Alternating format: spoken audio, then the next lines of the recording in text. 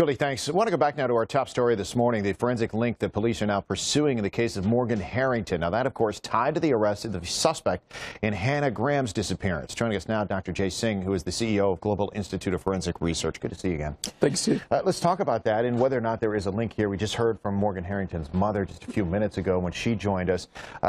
She has talked in the past about, there certainly had to be the strong possibility of some of these cases being linked, and now it looks like there could be forensic data and information and evidence that may in fact do just that. Been talking to a lot of parents over the past 24 hours or so, Steve, and really the big concern a lot of parents have, particularly here in the state of Virginia, is this issue of, do we have a serial rapist, a serial killer kind of amongst us? And this is something where a lot of people are very understandably worried. At the end of the day, what we need to keep in mind here is that we can't make any judgments right now. We know that there is a forensic link. What the nature of this forensic link is, we still don't quite know, but we do know that certainly Mr. Matthew has been at least questioned by police in a number of cases.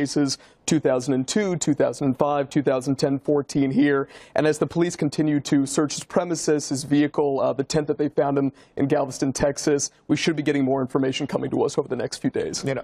Morgan Harrington's mom right now is saying the focus needs to be on still finding Hannah Graham. Sure. But a lot of people right now are just scratching their head and saying, if there was something that linked these cases together, why was that not found earlier? Especially somebody who was questioned. If we go back to Fairfax County now, they're closer to D.C. a few years back. Sure. Certainly something amongst law enforcement. It seems like they're doing an outstanding job in this case, particularly keeping the focus on Hannah Graham here while, of course, pursuing these past leads.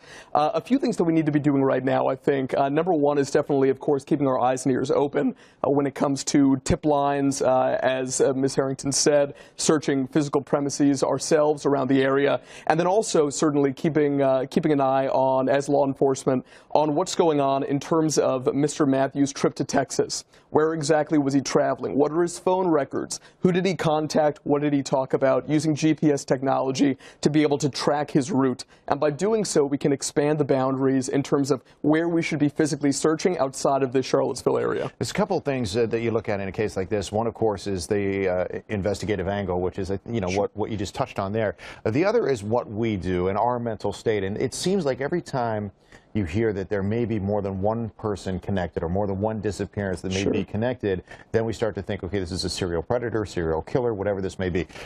And it changes the way that we look at things like this, whether we have a child who is in college right now, whether we have a friend who is in college, because these cases appear to be linked to college. So how do we do things differently now to become either more vigilant or just to deal with the fact that these could be related? I think that there's kind of two things that we do. The first has to do with just equating ourselves or becoming acquainted with the statistics here. So when it comes, for example, to a serial rapist, for instance, if you ask somebody on the street, hey, listen, at the end of the day, of everybody who's currently incarcerated for a sex offense, once they become released, what's the likelihood that they're going to go on to reoffend? People will say about 75% of individuals who've been convicted will do something bad again, when in actuality, when it comes to rapists, the rate of recidivism is only about 2.5%. It's very, very low. So this is something that's really quite rare. And when it comes to someone who ends up being a serial killer, so engaging in serial homicide, usually the profile of these individuals is between 20s and 30s. Usually it's a white male who's above average intelligence. And usually what we're dealing with here is intra-racial killing. So same race killing same race. And the second has to do with education. Our daughters and our sons who are on college campuses now. And really, I think there's three things to really talk to them about.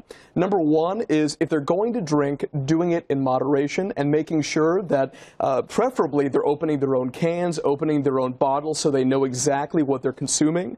Number two is really if they're going out with friends, stay with those friends. And number three is knowing that everybody knows about the freshman 15, but there's a different freshman 15, which is the first 15 weeks after the school starts, school semester starts in the fall. These are when the majority of sexual assaults occur, and unfortunately what we're finding out through statistics these days is about 1 in every 5 young ladies who go to college will unfortunately be the victim of some sort of sexual assault. It's just terrible. That's way too high. And the second point about don't leave anybody alone, unfortunately that was the case in both of these girls with Hannah and Morgan. They were alone at the time that they disappeared.